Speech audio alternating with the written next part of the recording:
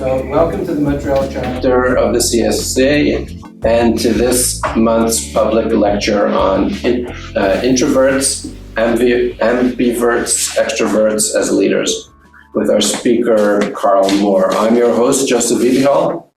I am a professor here in the School of Computer Science at McGill University and the Montreal chapter leader of the CSCA. Karl Moore is a professor at the McGill University Desautels Faculty of Management, and for over 25 years a fellow and an associate fellow at the Green Templeton College, Oxford University. Karl Moore spent a lot of time interacting with the current and future leaders of our world, CEOs and millennials and Zs. And I'll stop here and I'll let Karl do his talk. Okay, so what I'm going to talk about today is introverts, ambiverts, and extroverts. And it's material I teach. I'm at the McGill and I was at Oxford for many years, as is mentioned. And I teach this on the Stanford MBA every year. So I've been studying leadership for about 25 years, probably 30 years, beginning with my PhD thesis. And there's some new models of leadership we're thinking about in a way that we had in the past. One is Indigenous leaders. And I do a column every 2 weeks for the Globe and Mail. It's been a couple of years now. And the latest column was on Monday, in Monday's paper. So the idea is that for much of Canadian history, and indeed before we were Canada, Indigenous people were enormously valuable and fed us. So you think of Thanksgiving, there's an Indigenous person there bringing a turkey, bringing food. But for the last couple of hundred years, we effectively have ignored Indigenous people and lectured them. So what we're trying to do in the Globe is listen to Indigenous leaders about what their wisdom is. And it's something where an interesting idea is the same in Christianity, is that Christianity arose largely at Oxford, Cambridge, Harvard, Duke, and by white European men. And it's something where we are learning, obviously, much more from women today. We're also learning from Africa. And we should learn about Christianity from an Indigenous viewpoint. So something where that's one of the themes I've been working on. Another one is I have a book on Generation Z. Generation Y, how boomers can lead and learn from millennials and Generation Z. So then another one is Introverted Leaders, which is I'm going to be talking about today. What got me started was a book called The Introverts in the Church. So about 10 years ago, we did in our men's group, we read this book. And what it was saying is that when you look at evangelical Christianity, it's designed for extroverts to some degree. Because it's a matter, you got to talk to total strangers at the airport, introduce them to Jesus. You go, well, this is not most people's natural forte, particularly not introverts. So what it's saying is that introverts are a big part of the church, and what role do they play in the church? So that's something we're looking at it from the viewpoint of, we have a cameraman here with a degree in computer science. So we're looking at it from a viewpoint of what introverts bring to the church, and that's what really inspired this research. It's interesting, I have 3 books on globalization, the Roman, Syrian, Phoenician, Greek empires, and that got started because of studying the Old Testament. And it inspired me about 20 years ago when I was at Oxford to look at known world globalization of the Roman Empire. But something as Christians, we'd be studying the Old Testament, more aware of Assyria, Phoenicia, the Greek and the Roman empires, because they were part of biblical history. This book here actually came from the emergent church movement, reading about the emergent church movement, which talks about how do we preach the gospel, the same gospel, but to a new generation. And it's something where you might remember the rise of the mega churches, of rock music, of exciting big crowds and everything else, which appeal to the Xers and the boomers. But the Zs are not as thrilled by that. And so the gospel's the same, but how we preach it may be a bit different. And so that inspired this book. Now, I don't mention the Church of Christianity in particularly, but what I'm saying in this book, in one sense, is this. People over 45 with a degree were taught a modern worldview. People under 35 with a degree have been taught a post-modern worldview, therefore must be managed differently. And in the church world, we must do church with them a bit differently. So that's the essential construct of, like, I go on for 70,000 words. So I always have books that I can state the idea in one sentence. But then I go on for an enormous amount of time about it and natter on and on. So today I'm going to natter on, hopefully with some sense of judgment, about introverts. So when we look at it traditionally, I'll skip the part. I was going to talk about 4 lessons I learned from Indigenous leaders, but we got started a few minutes late, so I'll skip over that.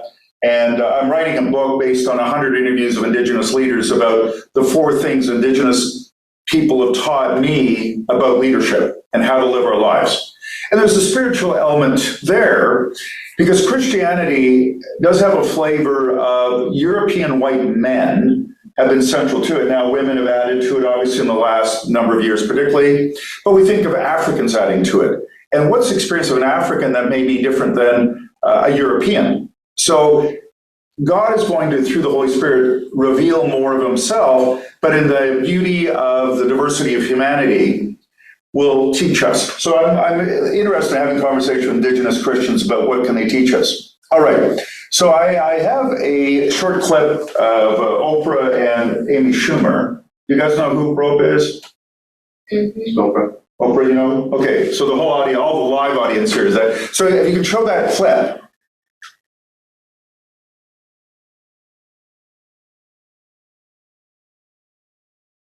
So thanks for trying away. Would you like me to do my Oprah imitation?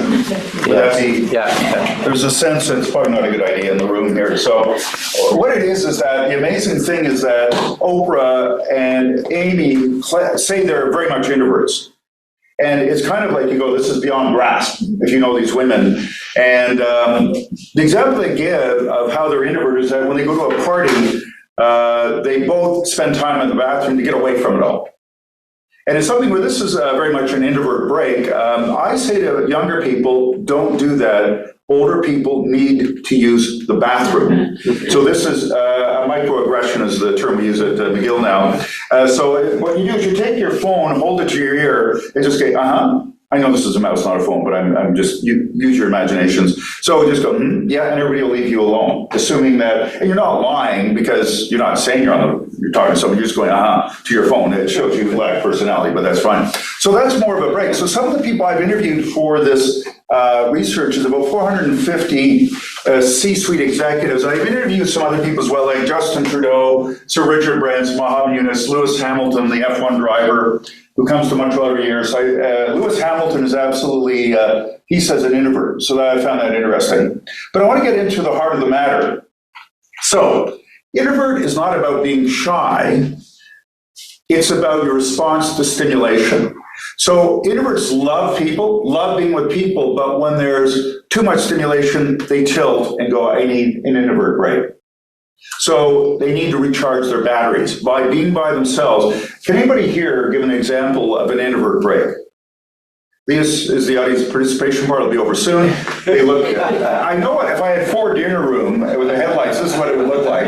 But what's an example of an introvert break? Well, I'm an introvert, so I should have many examples, but I don't know. She doesn't. So anyway, I tend to go off by myself. Yeah. Or I go get a drink, or yeah. What you do is you go take the dog for a walk, or you listen to Mozart. So it's something where what you're doing is you're getting away from the stimulation, or you go to the bathroom at a party and hide.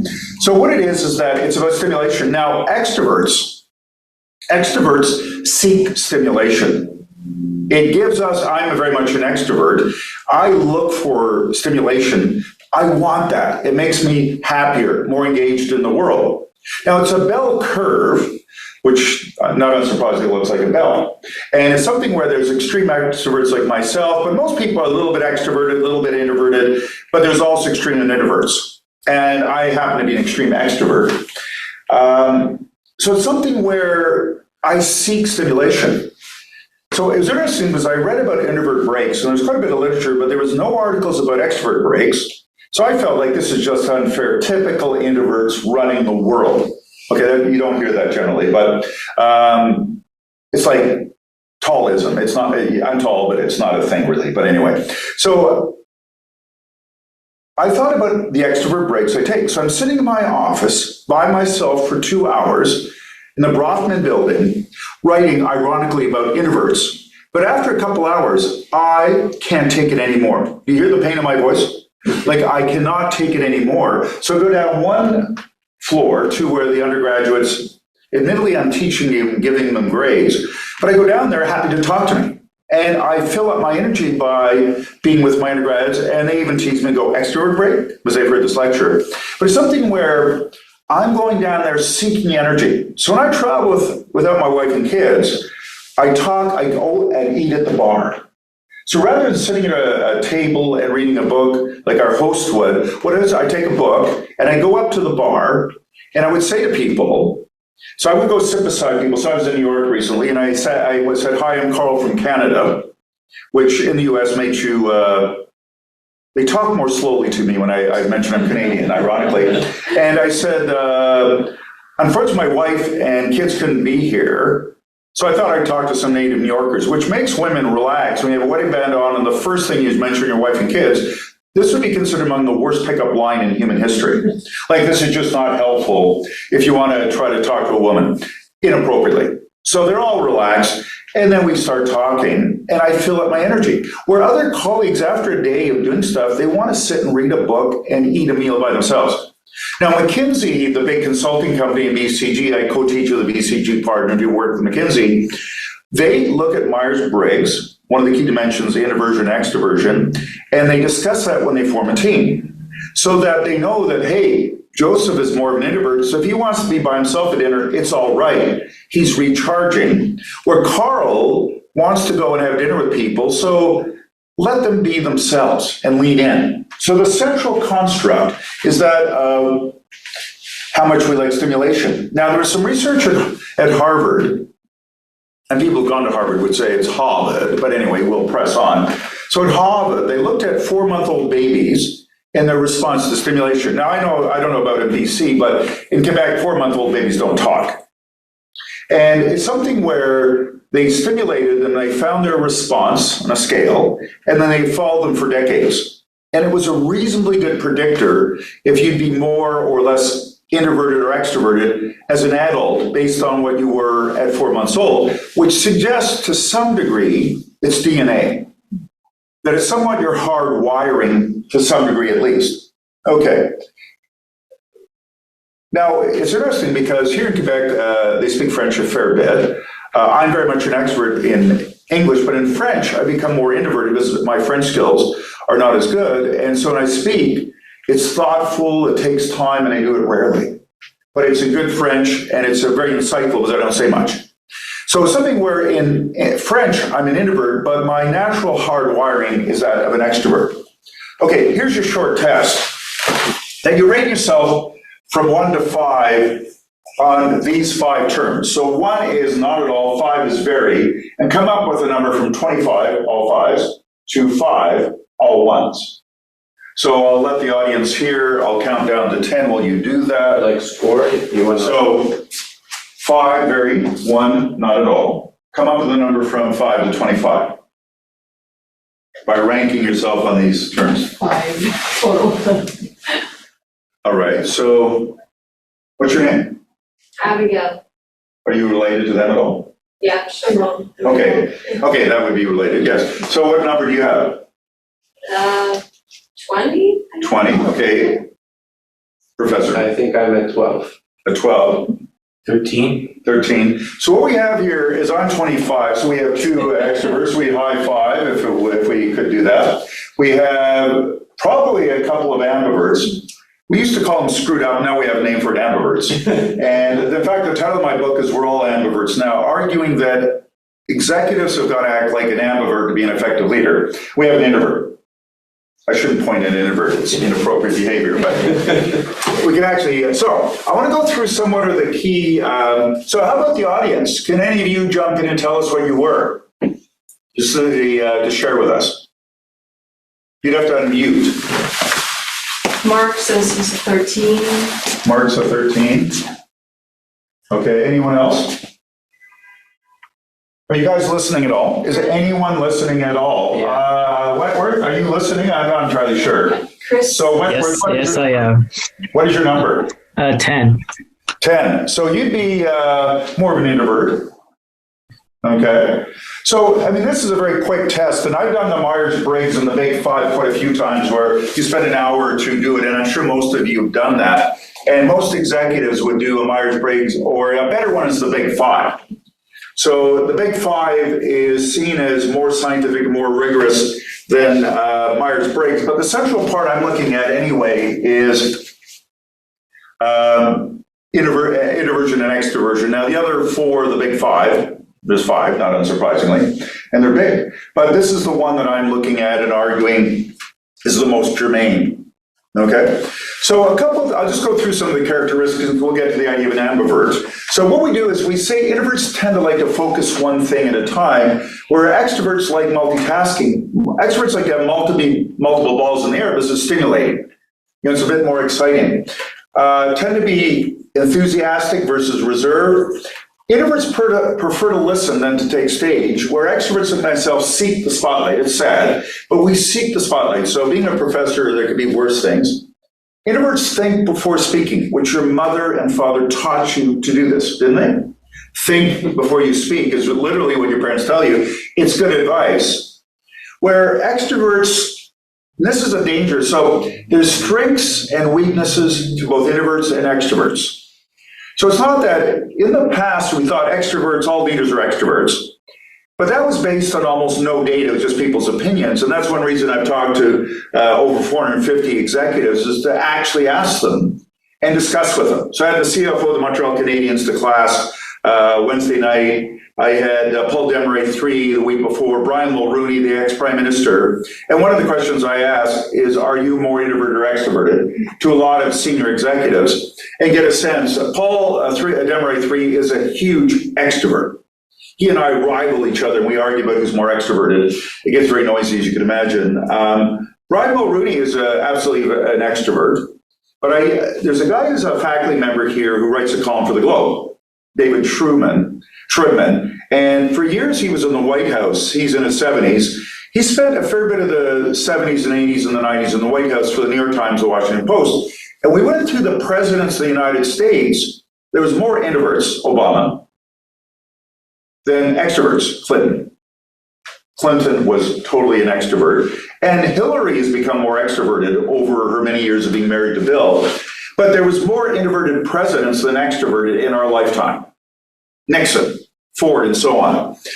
That was his opinion anyway. So it's better to think before speaking. On the other hand, how I think is I need an audience. So I'll go find Joseph in his office and I'll bounce off the wall with 10 ideas.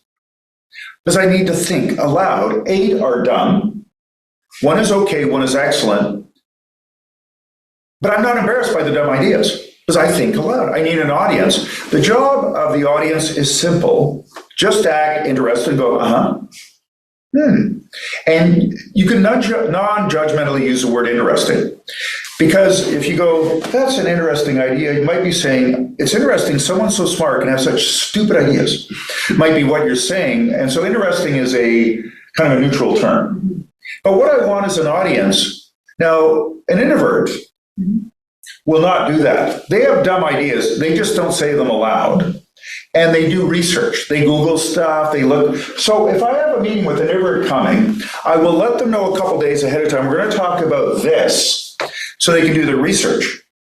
Then I look at an introvert. I'll look them in the eye during the meeting, not at the beginning. But during the meeting, I'll look at you and I'm saying, are you ready to speak? And if you go, I would not dare call on her. If she goes, I'll say, what's your name again? Electra. I'd say, Electra, what do you think? And you'd come up with very fully formed thoughts, but not right away. On the other hand, an expert like myself, you don't need to do this. If you look at me, I'll go, I'm just ready to go right away. Like, you do not need to encourage me. And in fact, you might want an extrovert to start the meeting off, because I'll have lots of dumb ideas, but it'll be fun and we'll laugh. And then the introverts are thinking and moving forward. We tend to, they prefer writing because they can think about it. And if you've ever written, you have dumb ideas, but then the magic of a cursor, it goes away. Sins are forgiven by the cursor, and they're just gone. So tend to be cautious decision makers, where extroverts just go for it, which can get you into trouble. So my wife's an introvert and our kids, and so we go out for dinner sometimes, and we'll go to restaurants. Now, they will have long conversations with the server, often in French. I understand, but French just takes longer. Everything takes longer in French. And they'll ask the special of the night, what fish is it, where is it from? Now, many years ago, when I was a young married man, I said to my wife, and I learned never to say this again, it's just food, you'll be hungry in the morning. This is not helpful, because they want to discuss it where I go, salmon, no, steak. Like, I just decide, and I once in a while overrule myself because the special turned out to be actually pretty special. But I'll just go salmon or steak because that's what I feel like, and I want to move on to the eating part and ordering a drink. So we have a just do it part, which has a dangerous side. Recharge, we talked about. Introverts tend to prefer to avoid conflict because it's a bit too much stimulation, where a little bit of conflict just gets us extroverts going to some degree, a little bit. Let's not get carried away. All right, so that's some of the key characteristics of introverts and extroverts. If you have any questions, just go ahead and pipe up or ask a question. We have the chat room as being manned, woman, in this case, by Electra. Okay, what's your name? Abigail. Okay. You went for more of a standard name convention in that case, I guess. Okay, so now I was going to send you away to group work, but I don't think we have time. But one is to say, which are you, and then talk about the evidence for why you say that. So when I do executive ed or something, this is what I would do at this juncture. But I'll move on to bring up a new word, newish word, ambiverts. I don't know, have you guys heard that word before? Because it was in the title of my talk. No, I've heard of it. Electra is claiming she's heard of this, but her nose is getting longer, so we're slightly suspicious. But so it's a word that has been out there. It was invented in the 1920s by a psychology prof in the US, and almost entirely disappeared until Adam Grant, who's a rock star professor of Wharton, about 10 years ago, did studies of salespeople. But I've been out there beating the drum for this, trying to get this word out there. So an ambivert is someone who acts like an introvert at times and an extrovert at other times. So when it comes to the action, deliberation, or excitement, or calm in terms of stimulation, ambiverts are kind of in the middle. And the title of my book is We're All Ambiverts Now, arguing that for senior leaders, you got to act like an introvert at times and an extrovert at other times. So what got me started on this is I read Susan Cain's book and did a Forbes blog on it. Got 60,000 views, 100 times no. So the world just was really excited by this. And the next night I asked Claude Mongeau, a McGill grad who ran CN at the time, 24,000 people here in Montreal. I said, Claude, and I never asked anyone before, I said, you are more of an extrovert or an introvert? And he said, there was a mosquito there, honestly.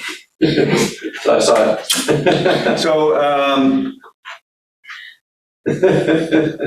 smile. All right. So I'll keep an eye on you at my back of my head, evidently. So what it is that Claude said, I'm an introvert, and he went on for about 10 minutes about it. And he talked about when he was chief operating officer, number 2, and the board was thinking we'll make him CEO. They gave him a coach to help him be more extroverted. So, for example, you get in the elevator on the Negotiateur down here, and you people from Montreal know where that is. It's about 6 floors to his office at CN. And instead of getting on the elevator looking at his feet and saving us $100,000 by thinking about, some financial thing, he should say, good morning, Joe. So, good morning, Electra.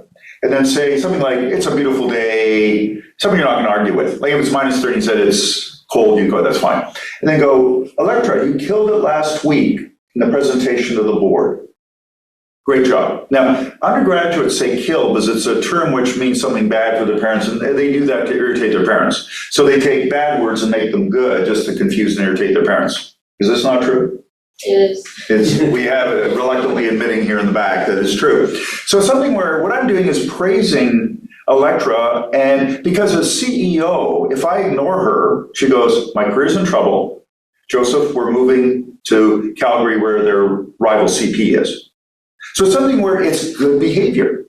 He had to act like an extrovert to be an effective CEO in that case. Now, the other example is David Benson runs Aldo. So I'm going to stop sharing here for a minute, just talk. So I'll be slightly bigger. So what it is that David Benson runs Aldo. So Aldo is a shoe company across Canada, around the world, which is headquartered here in Montreal. So David is the son of Aldo. He's the CEO. He's 6'8", 300 pounds. He's not overweight. He's giant. So when he goes to a room, he's giant, David, CEO, son of Aldo. Like, it's very intimidating. But if he wants to talk strategy and where should we go as Aldo, and he goes to a room, if he as an extrovert talks about his exciting ideas, what happens? Everybody goes, I love it, David. That's why you're CEO. And that's kind of human nature to do that. So he's learned as an extrovert to shut up and act like an introvert. So he says, John, what do you think? Susan, what do you think? And he goes around the room. So he goes into the room with ideas about the strategy for Aldo going forward. He has some ideas, but he listens to everyone and he speaks at the end. Happy thought, he's CEO. He gets to decide the strategy, but what the strategy has evolved in his mind thanks to everybody's comments. And then at the end of it, you say, yeah, I can see that he took my suggestions on board. So David is very much an extrovert, but in that case, the right behavior is to be an introvert and listen rather than dominate. Does that make sense? Okay, we have nods here wholesalely. So something where what we have to do is, now senior executives go out to do this, but I'm arguing it's true of other people as well. Now, around grade 3, if you're a parent, when your kid's in grade 3, you lose your name. Because you take your daughter to grade 3, and you're no longer Joseph, you're, what's your name again? Abigail. Abigail's father. And if you get upset about this, the rest of the parents go, Joe, grow up. In the context of grade 3, your daughter is more important than you are, and you pull back because that's called being an adult. And occasionally we have a park in front of our house, and I see parents playing soccer, with kids. Now, I've only seen dads do this, but some dads will not let a 8-year-old score on them. And every other parent's going, grow up. Seriously, you can beat an 8-year-old? We're not impressed. And we also realize that when that girl's 18, she will let you win at tennis. Abigail, you're probably letting your dad win at tennis now. He may not appreciate it that you are letting him win, but he let you win for years.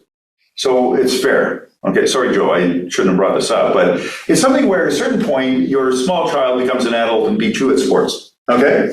So it's just the way the world works.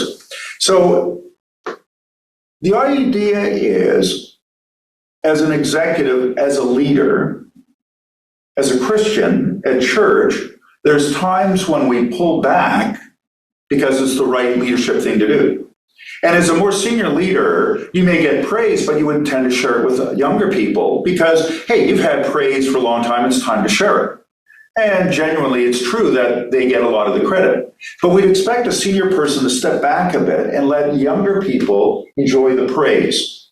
So it's something where what we do is particularly important for executives, but it's something where we've got to do this just to be a good adult. Now I'm going to go back to my slides here. So what we have here is it's a bell curve. And I got to say to you, there's a saying in English, we all speak English, is if you have a hammer, everything's a nail. So I was repairing our fence. We have a small yard, and I ran out of nails, so I was hammering in screws. An elderly neighbor came by and go, Carl, that's wrong, like almost morally wrong. He seems slightly wound up about it. But his underlying point is that a screw is a better fastening device, bringing wood together, than a nail if it's screwed in. So you need a screwdriver. So as a good worker, you need a hammer, you need a saw, you need a chisel. I don't do a lot of home repairs, so I'm rapidly running out of tools, but some of you could help me here on other things you might need. A screwdriver. So it's something where human beings are wonderfully complex. So we've asked Joseph's wife or daughter about him. We go, yeah, he's an introvert or extrovert, but he's much more complex than that. He's also a man, he's a professor, he's computer science, he's a West Islander. We could go on and on about the complexity of Joseph, could we not? And something where that's human beings. So I'm overly excited by this, but I'm writing a book on it, okay? So I'm not going to calm down, but recognize that Joseph is much more complex than this one thing.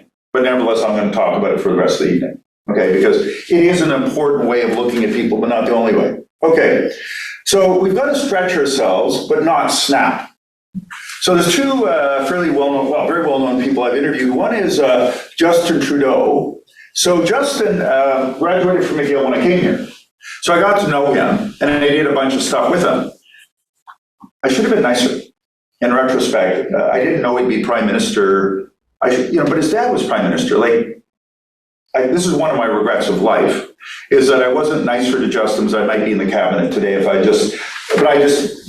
Paul Martin's son I knew, but Paul Martin's son David never went into politics, so I chose the wrong horse, metaphorically. Not to call David Martin a horse in any sense at all. Okay, that would be offensive and inappropriate, but he does make a lot of hay. So what it is that, so I know Justin for years, so I interviewed him and I said, and he said, I'm an introvert when I asked him that question, and I rolled my eyes. Because I'm an older guy, I've known him for years, and he goes, I'm an introvert, and I rolled my eyes because, no way, seriously not. But what he said is, I'm an introvert who's learned to be an extrovert. I am perfectly happy to sit in the corner, read a good book, and be on my own, go for a walk in the woods, or a long hike. That deeply satisfying. These are total introvert breaks.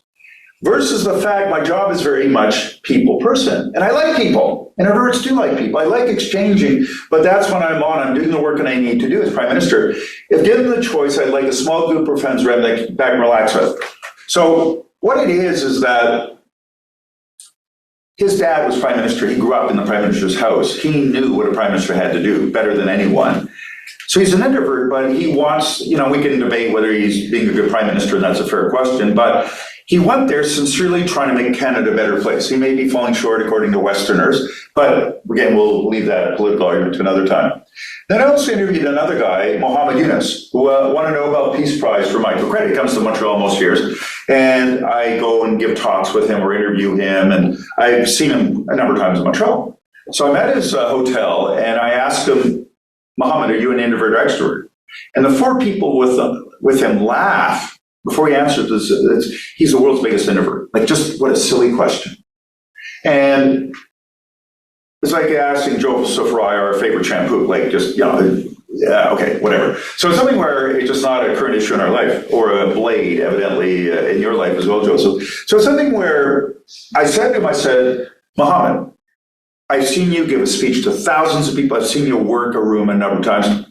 You're an extrovert. He said, no, I'm very much an introvert, but I'm helping millions of the poorest women and children on earth. How can I not be an extrovert?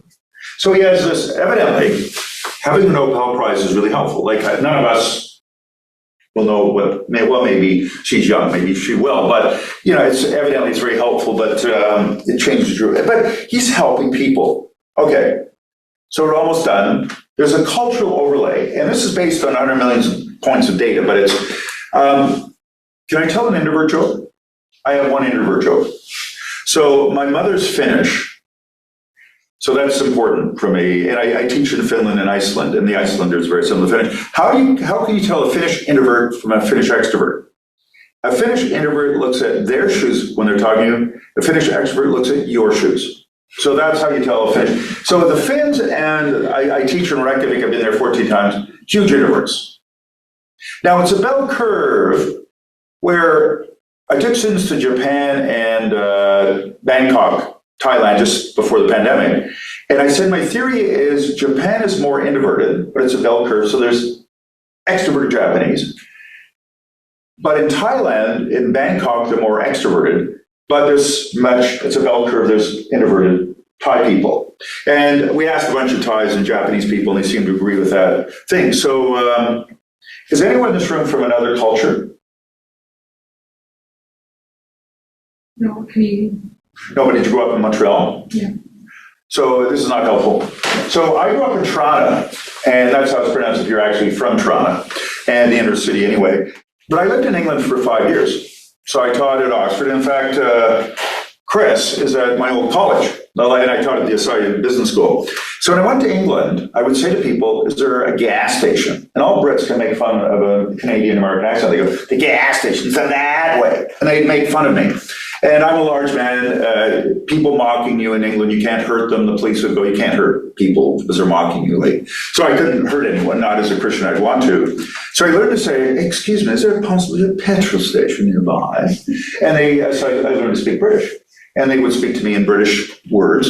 So I have three personalities, and I'm not being treated for this, though Mark thinks maybe I should be, is that when I go to England, I have a British accent, and I'm more sarcastic, actually, and I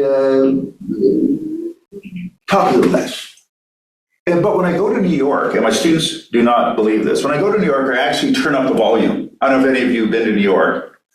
Mac, have you been to New York? So in New York, it's just noisier, and it's like 500 volts, but you turn up if you don't turn up the volume, no one's going to hear you. So I actually get noisier in New York, but I lived in LA 6 years, and when I go to teach at Stanford or go to LA, I calm down a bit, and I say, dude, I talk about surfing and stuff like that. So I adjust my personality to where I am. But there's a cultural thing here where it moves a little bit, depending on what culture you're in. Does anyone have an example they're willing to share unmuted? Has anyone lived anywhere else than Saskatchewan or Manitoba or British Columbia? All right. Wentworth, I saw your hands moving. That's going for the unmute button. Who's unmuted here? Andrew. I lived in Finland for a while as well. Would you agree if they're introverted? Sure.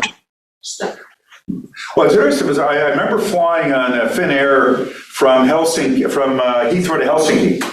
It was like a tomb when you got on at Heathrow, but because of free alcohol, it got really outrageously noisy when you got to Helsinki. So Finns, when they're drinking, tend to be a little bit louder and noisier. So Chris, how's things in England these days? So you've lived in England before. Is that your first time to live there, Chris? Lived here as a child for a few years. But is it a bit different than Montreal? Tis a bit. You're beginning to sound British. Tis a bit, so. Anyway, so let me, Chris, go ahead. Sorry, so I didn't quite catch what your question is. Can you repeat the question? No, don't worry about it. It's fine. So I've got a problem. You were giving examples earlier of adjusting your speaking. Well, yeah, my approach personality to, I'm over here, to, where I'm noisier in New York and quieter in England. So I adjust my personality a bit to the country I'm in. Oh, definitely. Fiona and I lived in India for a number of years. And whenever we're with Indians, even to this day, we modify our voice into kind of an Indian tone. I'm going to have to go to have an Indian dinner with you sometime just to hear that. It's interesting because when I go to Dallas, I get a drawl, and you think people are thinking you're mocking them, but I get a British accent. When I go down to Texas, I go, "How y'all doing?" And I say it's all right, and I go, "Why am I saying rat?" But it's something where, as a Canadian, I guess I have a neutral accent, so no one ever says to me, "You're mocking us." Maybe this is I'm big, but anyway, people seem to accept that their accent is the way it should be around the world. All right, now I'm going to get back to my final slides and finish off here. So as a cultural overlay, okay, and let me move on to my final slide. So I have 3 key takeaways, okay? So I'll just do it from here. So the first one is introverts love you. So traditionally, we thought introverts were not effective leaders, and they should be more like us. We were wrong. We need to learn from them. And so the idea of being an ambivert is that you act like an introvert at times. And so we're more recognizing the great strengths of introverts. And as an extrovert, I want to be like an introvert. We're born that way. I'm thinking of a Lady Gaga song. Can anybody help me with the song I'm thinking of? Yeah. And what is the song? Gordon's Way. Can you sing it a little bit? She's nodding no, but she's very tempted. I can see that. But anyway, we'll press on. So we're born that way. God made us that way. It's all right. On the other hand, third point is being an adult. You were made that way, but we're all ambiverts now. So just saying is that what we need to do is act like an ambivert at times to be an effective leader, but also an effective parent, an effective spouse, and so on, that we take on and we learn to act like an introvert when it's appropriate and an extrovert when it's appropriate, but we have our hardwiring. I'm an extrovert, c'est la vie, it's all right. And I would be authentic to that extroversionness, if that's a word. So there's a bunch of stuff I wrote, but I won't worry about that. So questions, comments, insights. So, Karl, I've found your quotes from others who are introverts, but who present as extroverts because they've learned that skill, being my case. And I actually used it as a sermon illustration in the last couple of months. I'm a natural introvert, but people think I'm an extrovert because I've learned the skills of extroversion rather, for ministry, for my work. So I related to those examples. If you're to be a pastor, you need to act like a pastor gives a moving sermon. They can't go hide in the bathroom. What they should do is go let the congregation discuss it with them because they're excited about what you've preached. They want to share the truth that you've shared. And it's something that we like. A pastor will come and listen to us. In fact, a pastor will listen. So you're a little bit introverted, but that's kind of a role that's a natural for a pastor. And sometimes you get all the deacons and elders, deaconesses together. It's a big crowd. It's not one-on-one, but a lot of pastoral counseling is one-on-one. So there's different roles to a pastor that are, now, if you can't do certain things, just don't take the role on. Would be, you can't be a CEO of a big company and just act introverted all the time. Mm-hmm. It's just not acceptable.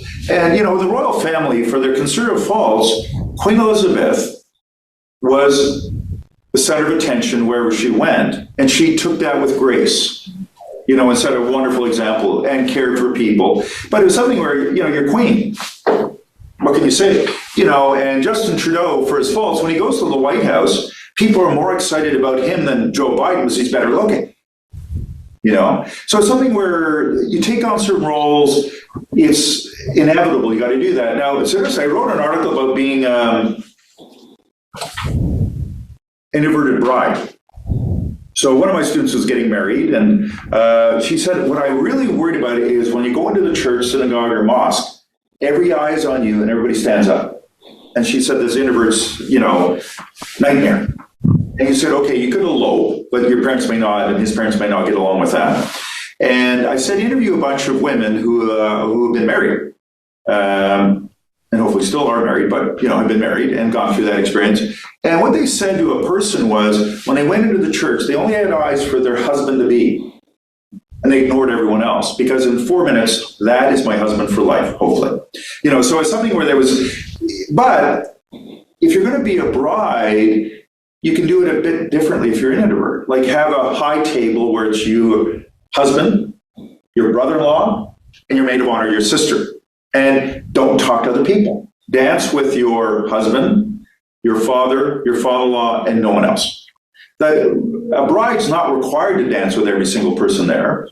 On the other hand, an Italian restaurant, wedding, they pin money to the bride's dress. So this is a helpful way of, paying for the wedding, just all in one shot. So it's something where there's, advantages to doing them both. But when you're going to be a bride, you're going to be the center of attention. The man is helpful to be there, but he's less of a focus on him. So there are some roles that we have to act a certain part. Other comments, insights, thought, I've been nattering on. Yeah, go ahead. I can't see who it is. I need my glasses. Go ahead. Terry. All right.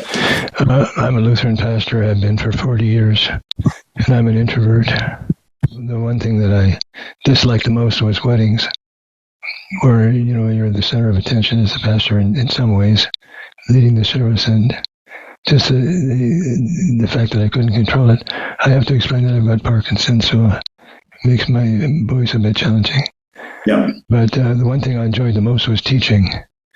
And my comfort level was context dependent. If I was with a group of people, even if it was 30 or 40 people, I was very comfortable and enjoyed that very much. So people used to say to me, "You're very different in a Bible class as opposed to in the pulpit."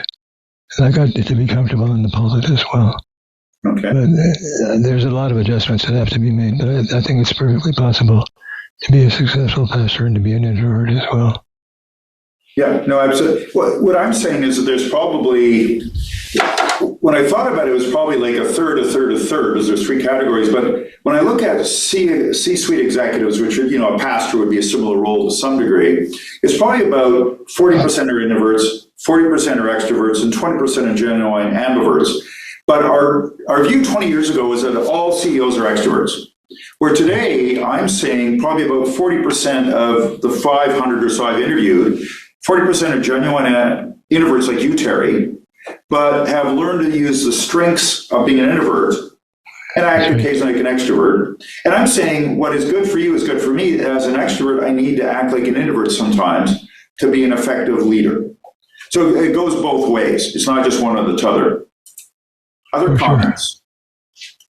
So, Andrew, your hand is up. Yeah, so I think the Myers-Briggs test is missing the outgoing versus reserved scale. So we've got the introvert-extrovert scale, but acting introvert or extrovert is more similar to being outgoing or reserved. And I think it's a different scale that should be on there. So I guess I would, I would distinguish acting extrovert versus actually getting your energy from being with other people, that kind of thing. Yeah. But I'm saying is that you want to be authentic and be yourself, but be flexible. And it's also, to your point, Andrew, like you look at the big five as more complex than Myers-Briggs, and people are very complex human beings. So that there's a lot to it. But what I'm arguing, this is a helpful and interesting thing to know. So if I work for an extrovert, then I will communicate with them a bit differently. So I'm teaching my students next week how to manage upward. And if your boss is an extrovert, you manage different to them than if they're an introvert. And I lean into who they are to be effective. And if your spouse is an introvert, my wife's an introvert, Friday night there's a Japanese pub near us, Imidaki, where it's noisy and they do, sake bombs. But Friday night, it's just too much for her. So we'll go either eat at home or go to a quiet Italian restaurant. But I love Imidaki anytime. I love the energy of the food. I actually like the food as well. But it's something I reckon my wife has a different set of needs. And as a good partner, I should lean into her needs. So, okay, it's 5 after. We should be done now. We're out of control here. An extrovert's in charge. Just again, another of the weaknesses. We should have known better. This is very predictable. Any last comments before we... I haven't eaten yet, so I got to go home and eat. So this is part of what's driving me. Any last comments or insights? Okay, I'll call in someone randomly. Shall I do that? Mark. So one thought. Give us one thought, Mark, and I'll natter on for a while if you prefer. One thought is all we're asking from you, Mark. Give us one thing. I think I thought I was an introvert before. Now I think I'm in the middle. So you've learned a new word. So we used to call you screwed up. Now we call you an ambivert. So we're becoming more polite. And just, ideas that that just, life calls on you to be an introvert and extrovert. It depends on your job. I'm a professor, but I know professors, after they give a lecture, go hide in the bathroom. They just want to get away from it. And I would say the majority of professors are introverts because of the nature of the task, but they give a great lecture because they're talking about something they're the world expert on. So they're very relaxed because you can disagree, but hey, what I'm talking about is true-ish. Where don't ask an introvert to talk about something randomly off the top. I can do that. But I've learned not to, and I get on the news about airlines, but I've learned when they ask me questions on the national news, I've learned to say I don't know at times, and it actually adds your credibility. But I've learned, I'll talk about Jeff Molson as the CEO of the Canadiens, but I don't talk about who should play with who because I have an opinion, but it's just the guy who plays hockey Monday nights. So I recognize I don't have any expertise. So as a professor, I got to recognize my expertise and comment on that and agree that people disagree, but no one, I'm just skating on thin ice. Carl, analogy in Europe, they have no idea what I'm talking about, thin ice, but you're Canadian, so I assume that you know what I'm saying. right.